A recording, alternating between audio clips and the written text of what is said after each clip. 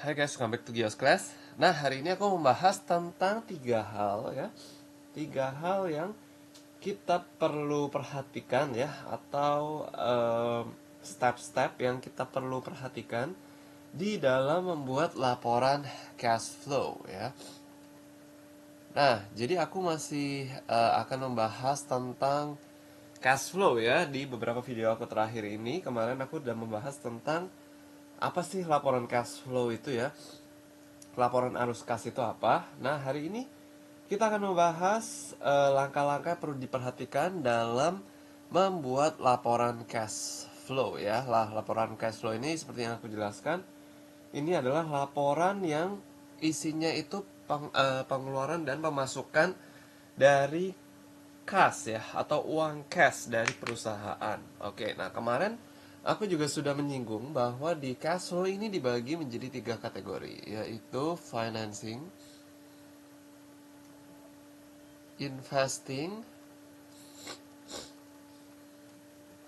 dan operating. Nah, oke.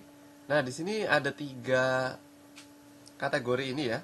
Nah, di mana financing itu adalah uang kas yang masuk ke dalam perusahaan yang berhubungan dengan biasanya ini peminjaman bank ya,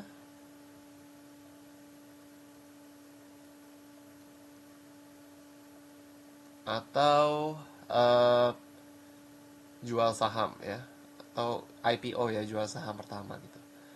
Nah, yang financing ini yang berhubungan dengan pendanaan dari perusahaan ya. Nah, lalu kalau investing ini adalah yang berhubungan dengan pembelian dan penjualan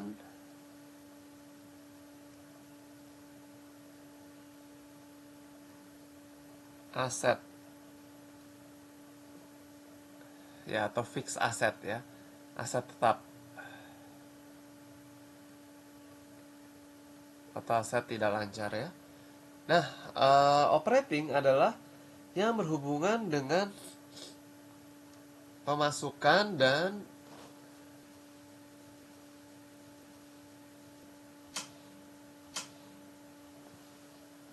pemasukan dan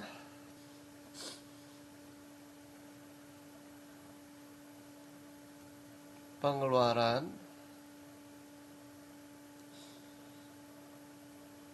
yang ada di laporan laba rugi. Ya, biasanya penerimaan kas dari penjualan kita, atau kita bayar kebutuhan-kebutuhan ya, seperti gaji, seperti servis ya. Nah ini sebenarnya aku udah jelasin di video aku sebelumnya ya. Kalau kalian belum nonton, kalian boleh nonton dulu ya. Nah, hari ini aku membahas tentang tiga step ya di dalam membuat laporan, tiga tahapan ya dalam membuat laporan cash flow. Oke. Nah, tadi aku udah ingetin bahwa kalian itu harus tahu dulu setiap transaksi itu masuknya ke kategori mana ya. Ke financing kah, ke investing kah, atau ke operating kah ya.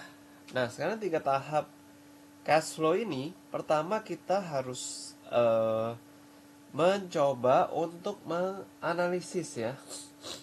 Kita harus mencoba untuk menganalisis manakah yang dari income statement dulu ya. Pertama kita akan masuk ke dalam analisis income statement rugi, laporan laba rugi. Nah, manakah di laporan laba rugi ini yang merupakan pengeluaran dan pemasukan kas? Nah, karena gini, karena tidak di semua transaksi di laporan laba rugi itu semuanya itu kas ya. Ada menjual barang tapi orangnya belum bayar, seperti itu. Nah, itu kita tidak akan masukkan ke dalam laporan cash flow kita. Tapi yang akan kita masukkan ke laporan cash flow kita adalah penjualan dan pembayaran yang benar-benar cash gitu ya. Ada juga yang misalnya kita bukan keluar, tapi kita udah tulis pengeluaran untuk gaji ya, tapi itu masih dihutangkan gitu. Nah, itu tidak akan kita masukkan ke dalam cash flow ya, ke dalam arus kas. Oke, itu yang pertama. Jadi analisis laporan laba rugi mana aja yang masuk ke cash flow atau mana saja yang merupakan cash basis. Nah, lalu yang kedua, kita akan masuk ke dalam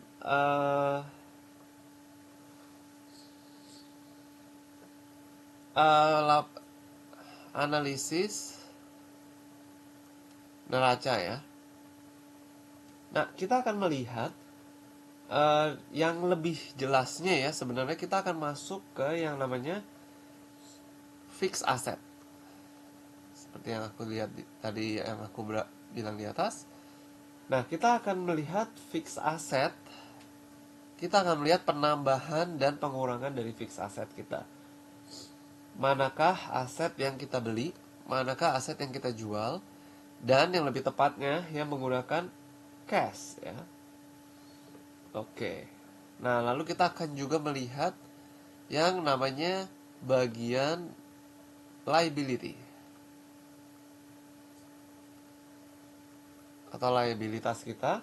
Kita akan melihat apakah kita ada utang barukah yang kita keluarkan atau kita buat gitu ya, dan yang menghasilkan cash bagi perusahaan kita gitu. Nah, jadi itu dia analisa neraca.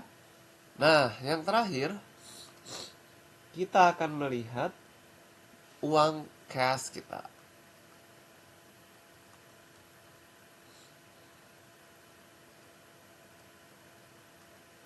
Analisis uang kas. Nah, kita akan melihat jumlah uang kas kita di tahun awal dan akhir ya, beginning dan ending balance. Nah, kita akan mengecek berapakah jumlah uang di awal dari awal tahun ya biasanya. Lalu kita juga akan mengecek uang kas kita di akhir tahun ya. Nah, data-data ini itu adalah data-data yang kita butuhkan untuk kita membuat yang namanya laporan ya. Jadi kita mulai dari laporan laba rugi ke neraca ya.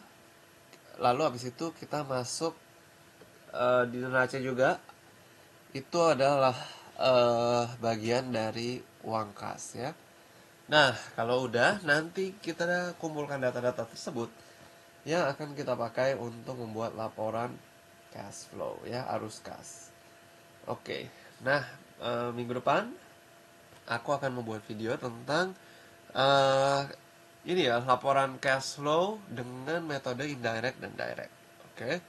Nah, kita akan bedah bagaimana cara kita laporan dengan metode direct dan indirect ya. Oke guys, thank you guys for watching this video. Kalau masih ada pertanyaan, kalian boleh tulis di kolom komen. See you guys on the next video.